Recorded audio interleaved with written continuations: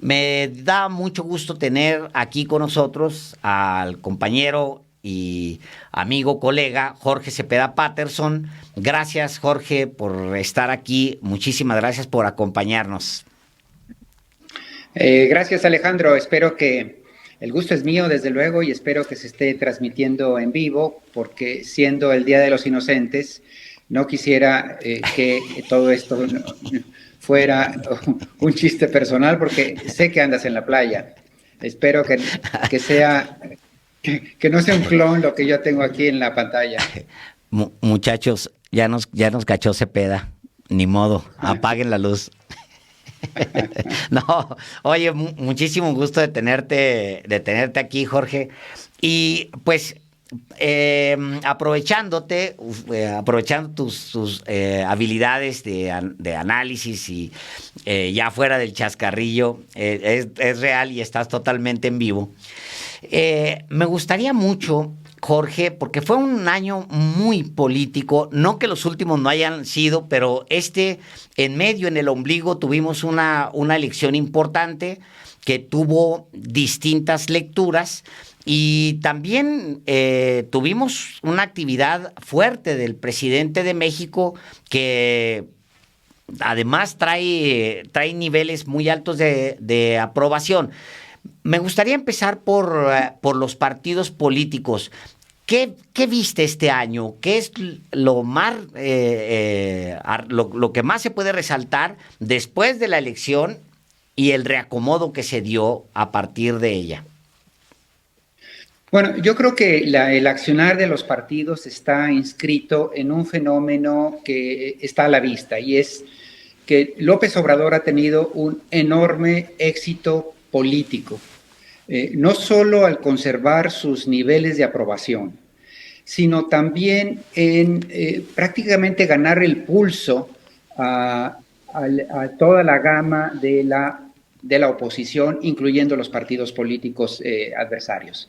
Y esto está a la vista en más de un sentido.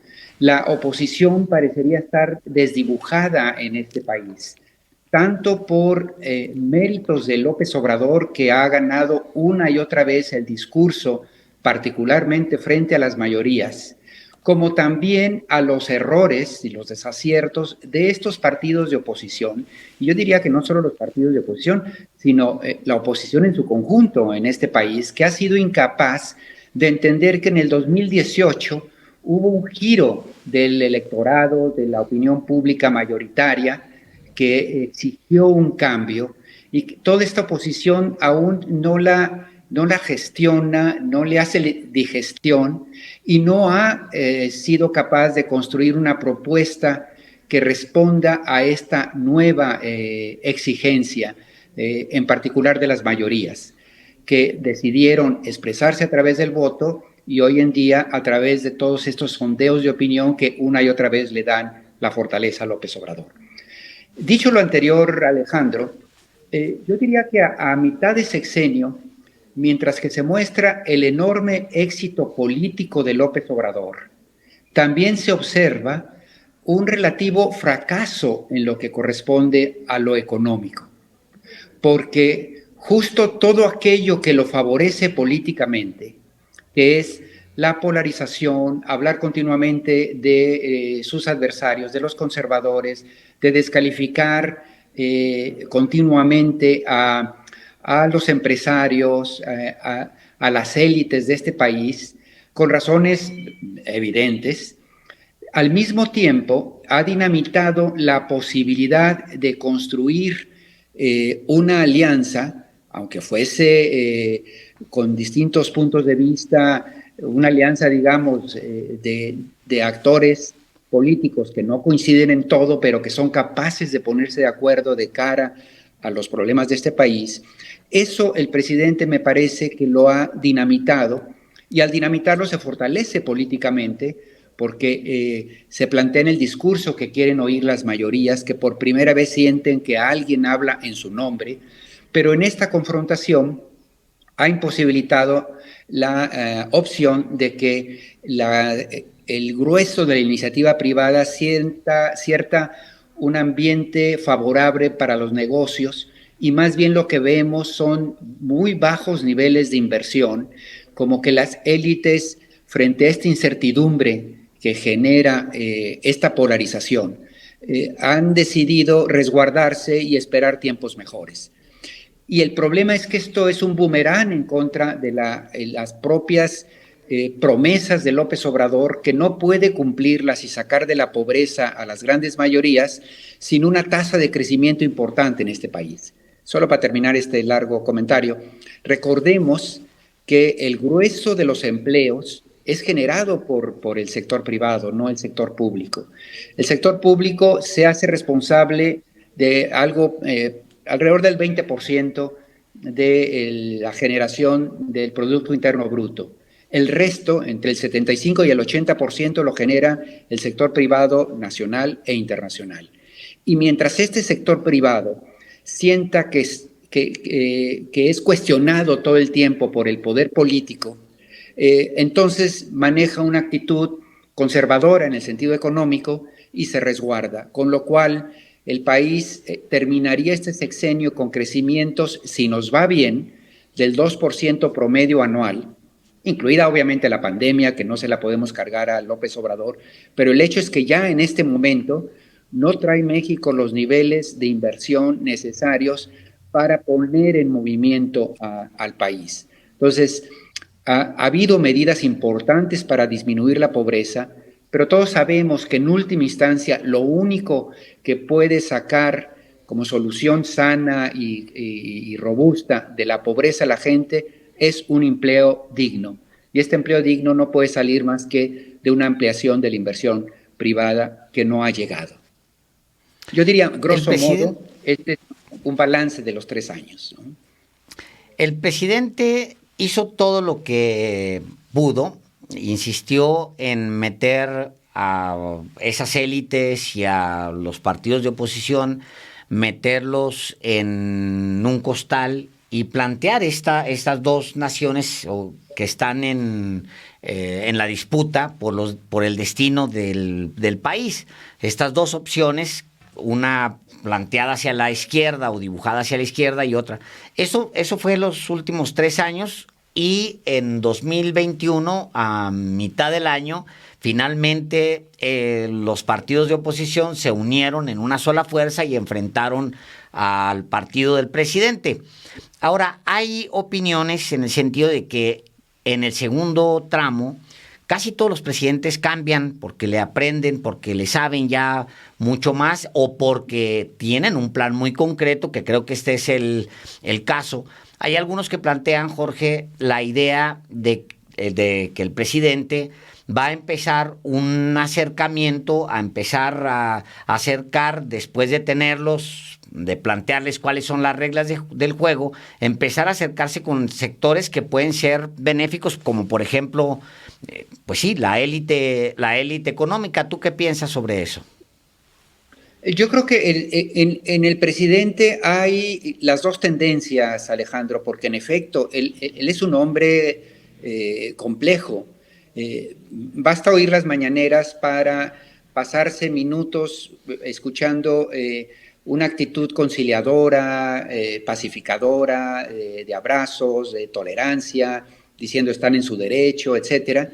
Pero luego en las mismas mañaneras, o casi en la misma sesión, media hora más tarde, aventarse una provocación dura en contra de lo que considera sus adversarios, hacer el recuento de las descalificaciones sobre ese sector. Y creo que le ganan estos sentimientos encontrados. Este presidente que escuchamos el día de la toma de posición diciendo es el momento de los pobres, convoco a todo el país por el bien de todos, de la estabilidad, del crecimiento, convoco a todos los mexicanos a ver por los pobres, pero luego en otros momentos donde le gana casi el líder de la oposición confrontado con los intereses creados para generar esta polarización que divide al país de nuevo. Yo entiendo evidentemente que hay una resistencia de las élites en este país para someterse a los cambios que busca López Obrador, Pero también creo que hay una porción de esta polarización que habría sido innecesaria y que responde mucho a esta, pues con toda razón, a cierta rabia contenida de tantos años de desigualdad, injusticia, abuso, privilegio, que el presidente todo el tiempo sigue mostrando y restregando, digamos, en la cara de estos intereses creados. Pero me parece que se ha perdido la posibilidad de buscar un discurso conciliador en el sentido de, a ver, ya pasó el momento de sus privilegios, en beneficio de ustedes mismos, sentémonos en la mesa y veamos cómo podemos impulsar el crecimiento de este país. Y eso se ve interrumpido por la siguiente mañanera, en donde los encara de manera provocadora, ¿no? Ahora, yo diría que políticamente el presidente les está ganando de todas, y lo va a seguir haciendo. Me parece que el obradorismo llegó para quedarse. El problema es que ha resuelto la parte política, insisto, pero al mismo tiempo se ha minado las posibilidades de avanzar la parte económica que él necesitaría para llevar a cabo sus promesas. Veo a un presidente a ratos, como tú dices, ya con ganas de sentarse, desayunó con Carlos Slim y eso manda un símbolo, además deliberadamente se tomaron la foto, la publicaron en las redes, etcétera. Hay esa parte conciliadora del presidente de decir, hombre, y parece que del 1 a 1, él es muy hábil, no hay empresario que no se haya sentado con él, obviamente no lo hará Claudio X González por muchas razones, pero no hay empresario que no se haya sentado con él, incluso yo diría gobernadores de oposición que no se hayan sentado con él y no hayan salido con una actitud conciliadora de decir, es cierto, vamos haciendo algo. El problema, Alejandro, es el micrófono, cuando el presidente piensa que está hablando para el pueblo, para las grandes mayorías, y le sale ahí el agitador de la plaza pública. Y ahí es donde mina otra vez. Ahora, yo lo siento que hay una parte conciliadora, en efecto, que ya quisiera él ponerse a tejer las posibilidades de un crecimiento independientemente de la posición política, pero también hay una parte ya de impaciencia.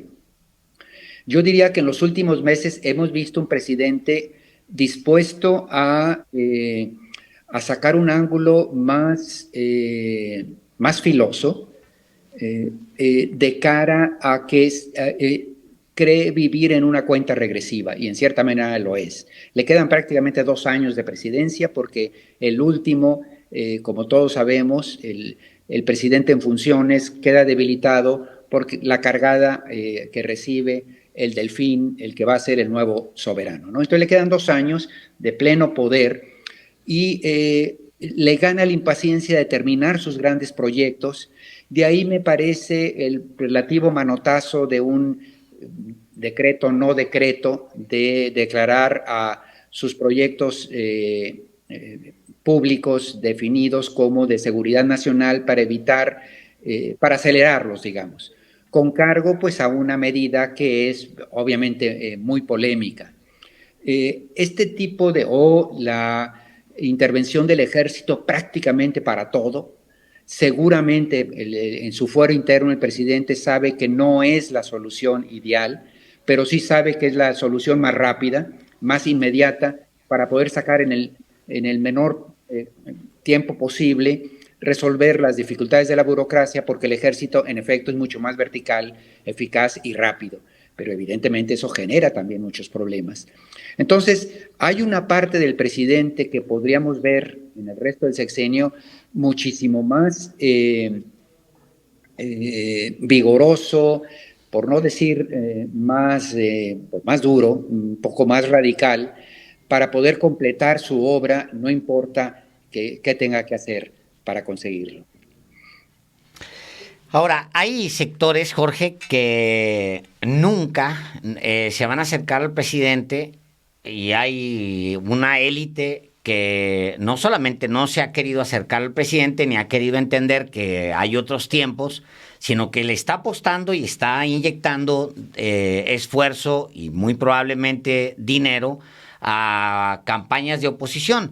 Hay varios ejemplos. Digo, el esfuerzo que encabeza Claudio X González, pues es el más visible de todos esos, porque pues sí, viene de una élite de empresarial, una élite patronal, diría yo, que terminó agarrando, comprando a todos los partidos. Pero esa élite no tiene ningún interés de sentarse con López Obrador, ni lo va a hacer aunque ponga la cara que López Obrador ponga. Y es más, pondría otro grupo que también nunca lo va a hacer, que son los grupos intelectuales, las élites intelectuales en el país, que no tienen el más mínimo interés de sentarse, ni de aceptar, ni de conceder absolutamente nada. Todo lo que haga el presidente está mal. A esos el presidente los tiene claramente identificados y a eso se dirige muchas veces. No necesariamente a todo mundo, y para demostrarlo se siente y desayuna con Carlos Slim. Ahora, es cierto que el presidente pareciera enviar mensajes encontrados, pero a lo mejor está mandando mensajes que no se compra por decir, pues Carlos Slim, porque Carlos Slim no le está metiendo dinero a una alianza de partidos, ni está participando en una alianza de partidos, como si los otros que no han sido comprados. La pregunta sería, Jorge, los partidos tienen que responder son entidades públicas y tienen que responder a la gente, no a intereses particulares.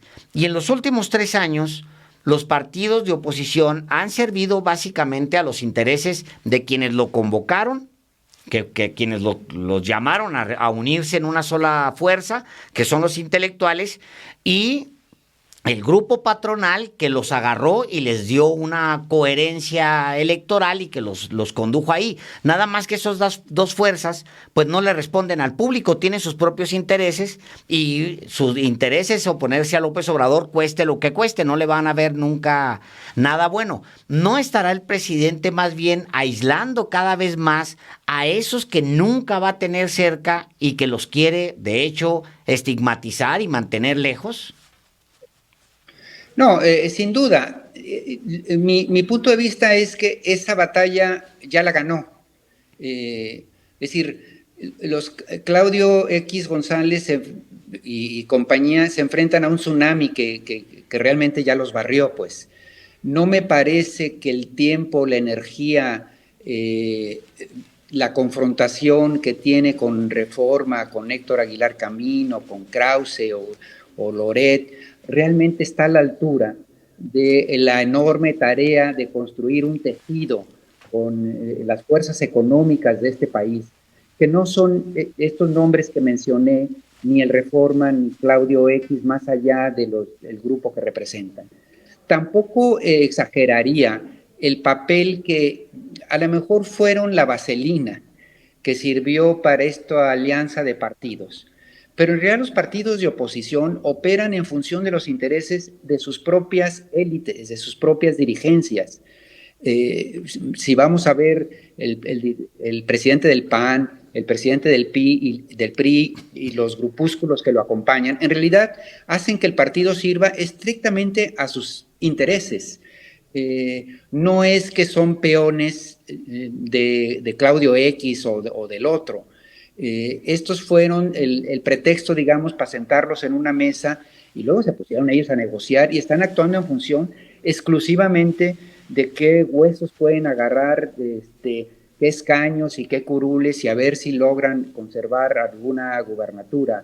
Pero son decisiones ya de las burocracias de los propios partidos, muy dominadas por el egoísmo de sus propios dirigentes, ¿no? Entonces yo creo que esa batalla ya la ganó el presidente hace buen rato, pues, como lo vimos en la elección intermedia. Entonces a ratos me parece un falso dilema que lo único que hace es meter mucho ruido en otros empresarios que no son los de los apellidos reconocidos, pero que cuando los sumas son la gente que pues no amplía su negocio, que no genera la sucursal, que mejor se guarda para otros tiempos porque se asusta frente a a este clima, digamos, de confrontación, ¿no? Yo diría entonces que sí, el presidente el presidente que yo aspiraría para la segunda mitad del sexenio es el presidente que vimos el día de la elección y salió al discurso de la victoria, primero en la Casa de Campaña, luego en el Zócalo, y 3 meses después, el día de la elección. Un presidente, es decir, tenemos nuestras diferencias, pero podemos caminar juntos a la gran meta del día, de los tiempos, que es reducir la desigualdad social en este país y la pobreza. ¿Por qué? Porque si no, la inestabilidad política que estamos convocando, invocando sin quererlo, nos puede llevar del carajo a todos.